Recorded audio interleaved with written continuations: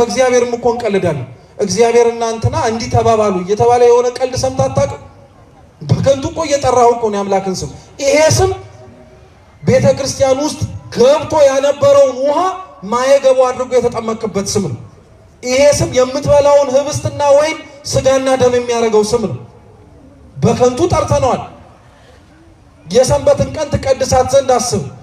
መታደል ሆኖ ጉባኤው ተዘርግቶልን እንዲህ ተሰበሰብን እንጂ ከኛ መካከል ማን ሰንበትን የሚቀድሳል? ለአንዳንዶቻችን እኮ የሰንበት ቀን ማረፊያችን ነው። አልበጥበጥ በእናትህ እኔ ሳምንቱን ሙሉ ናላይ ሲናውዝ ነው ያለው። ደግሞ ሄጄ ተቀምጬ ካህናቱ ሲያወሩ እንዲያርጉ እንዲውልጡ እንዲውረዱ ሲሉን መስማት አልፈልግም የሚል ሰው አለ። አንዳንድ ወላጆች እንደውም እኮ በሰንበት ቀን ልጆቻቸው ቤተክርስቲያን ከሚመጡ ይዘዋቸው ቢያዝናኗቸው ይቀላቸዋል። እነሱ ለማክበራቸው አንሶ ልጆቻቸውን የማያስከብሩም አሉ። እናትና አባትህን አክብር። ወላጆችን ልታከብር ትችላለህ፣ የማያከብርም እንዳለ። እንደ እናት እንደ አባት ግን እያሳለሙ ያሳደጉንን ካህናት እኛ እናከብራለን እንዴ? ስማችን በየማህበራዊ ሚዲያው እኮ እገሊት የሚካኤል ልጅ እገሊት የድንግል ልጅ ብለን ካህናቶችን ከውስጥ እያስገባን የምንሳደበው እኛው አይደለም?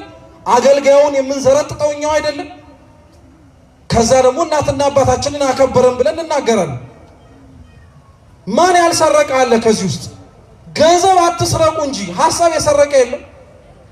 ንብረት አትውሰዱ እንጂ ስኳር የቃመ የለም እዚህ ውስጥ። ሌብነት እኮ ነው ስኳር መቃም። በነገራችን ላይ ቅዱስ ዮሐንስ አፈወርቅ ምን ይላል መሰላችሁ? የኃጢአት ትንሽ ትልቅ የለውም፣ ትንሽ የሆነውም ስርቆት ትልቅ የሆነውም መግደል ሲኦል ያወርዳል ይላል። እውነት ነው። እግዚአብሔር አይ አንተ ችግር እኮ የለውም ብዙም ያን ያክል አላጠፋህም የሚል እንዳይመስልህ ይጠይቅሃል። ማን ያልገደለ አለ እዚህ ውስጥ? በደንብ አድርገን ነው ሰው የገደል ነው። ትላንትም ብያቸዋለሁ።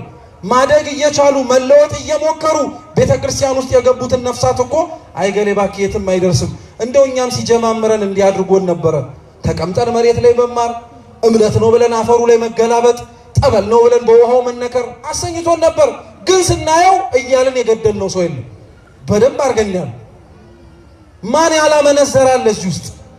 ሰውነቱን ለሌላ ሴት ለሌላ ወንድ አሳልፎ አይስጥ እንጂ ይሄንኑ የእግዚአብሔር ቤተ መቅደስ የተባለውን ሰውነቱን ሌላ ነገር እንዲገባበት የፈቀዳል አይደል እንዴ? ሱስ ውስጥ የገባ ሰው እኮ አመንዝራ ነው። ክርስቶስ የሚያርፍበት ልብ ላይ ሌላ ነገር እያስገባበት ነው። በሐሰት አትመስክር፣ ተውት ውሸቱን እውነት ማለት። እኛ እኮ እውነቱን ውሸት እንላለን። እልም አድርገን አይናችንን በጨው አጥበን የባልንጀራህን ቤት አትመኝ። ኧረ ቤት ውስጥ ገብተህ አንተ እኮ ድስትና ሚስቱን እየተመኘህ ነው።